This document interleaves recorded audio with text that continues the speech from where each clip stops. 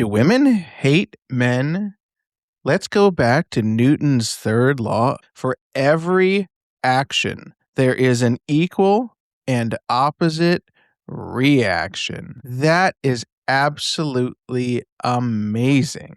When we think about misogyny, the hatred and mistrust of women by men, we must now encounter a phenomenon, maybe not a modern phenomenon, but a widespread phenomenon called misandry, defined as the hatred, dislike, and mistrust of men. Astonishing. Look how the pendulum has swung. In the 60s, 70s, 80s, and perhaps 90s, women believed that they were denied jobs, they were denied voting rights in some instances, that they were denied an equal place in the household, an equal place in the workforce, an equal place in society. And now, a British poll, which some call shocking. I don't like to call these things shocking and label them before we even read anything, but a British poll has been called shocking by the Merlin Strategy Group. 2,018 to 30-year-olds were surveyed for the New Statesman. The question: do you have a positive or negative view of the opposite gender? Women under 25, only 35% of the women surveyed under 25 years of age have a positive view of men, and 37% of those have a neutral view, trending toward negative, and 27% have a negative view of men. This means that women under 25 years of age, predominantly, a majority either do not have much of an opinion at all about men or have a negative view of men. Women under 30, which I assume means mostly 25 to 30, but the poll isn't exactly entirely clear. Women under 30, 50% have a positive view of men. And 50% approximately, sometimes polls have a 1 to 2 to 3% margin of error and discrepancy. 50% approximately of women under 30 have a neutral or negative view of men.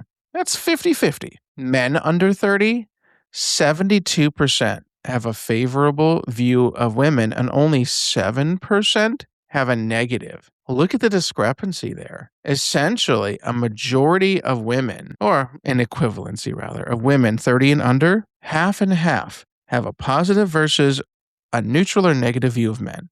Whereas men, in large part, if you account for the neutral being unclear or uncertain there, darn near 93% for the neutral and positive category for men under 30. The next part of this poll supposes that 6 in 10 people could not date somebody if they disagreed with the women on the, quote, Israel-Palestinian conflict, or who did not share their views on President Trump.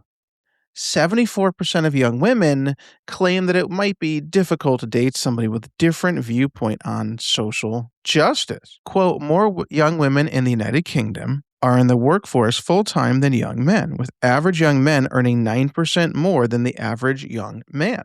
Not only are political differences tainting marriage, tainting dating, they are also influencing the economic aspects of relationships. Because if women in the United Kingdom, at least according to some surveys or statistics, if women are earning more than men, then there's been a power shift. Not an imbalance, because there used to be an imbalance. Men predominantly in the workforce, women predominantly at home or with lesser jobs or smaller pay. And now if women control the purse strings, and if women have just as much power, their thoughts and their voices are quite predominant. And this has a major shift in how many people are getting married. It also has major implications for divorce rates. Going back to the political aspect of this, is it cable news media?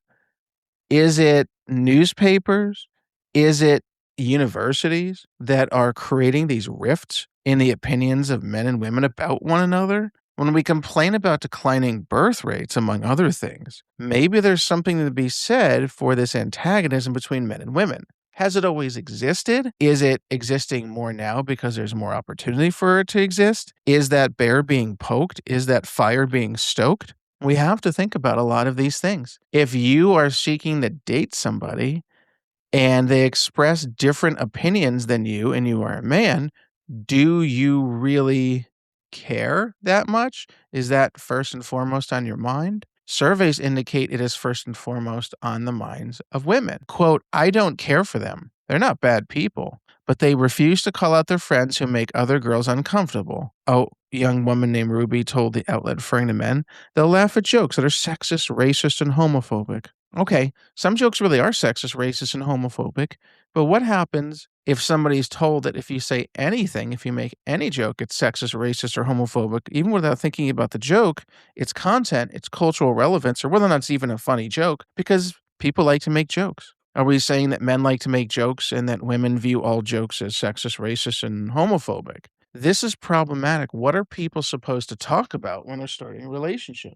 What are people supposed to talk about with their friends, with the members of the opposite sex? Are they only allowed to talk about certain subjects? And are those subjects supposed to be one point of view and the other point of view does not exist anymore? How are people supposed to get together in any meaningful way whatsoever? And why would young men have a favorable opinion of women?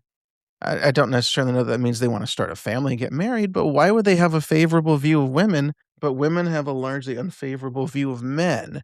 I mean, can that be reconciled? If women have such an unfavorable view of men, wouldn't the men surveyed have felt that negative view? Wouldn't the men that have been surveyed encounter that point of view? Or is it that they just don't care because they're willing to overlook certain things, but women are not willing to overlook certain things? And if somebody has a different political viewpoint, I've said this many times before, does that taint and poison a relationship? Does it prevent it from ever becoming a relationship? Did we ever have a time in society when men and women were able to have a two political party household?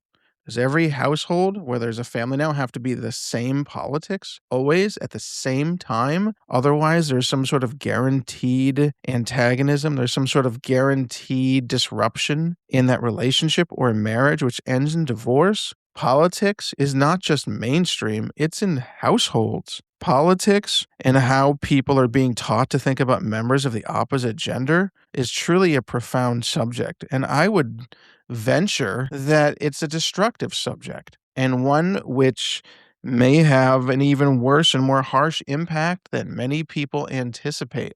If people are going to enter relationships later in life, perhaps as their views change or as their level of tolerance for other people change, then that might lead to declining birth rates, loss of families, and a shift in the entire political landscape. I might also say that when we take a look at some of these political themes that people are expressing, young women and young men expressing support for, they are quite divergent. There is a dichotomy there that cannot be undone. And how in the world will this repair itself or will it not? And those stats will become 90-10 or 10-90. Only time will tell. And we will keep you updated whenever anything changes that's worth commenting on. Thanks for listening, as always.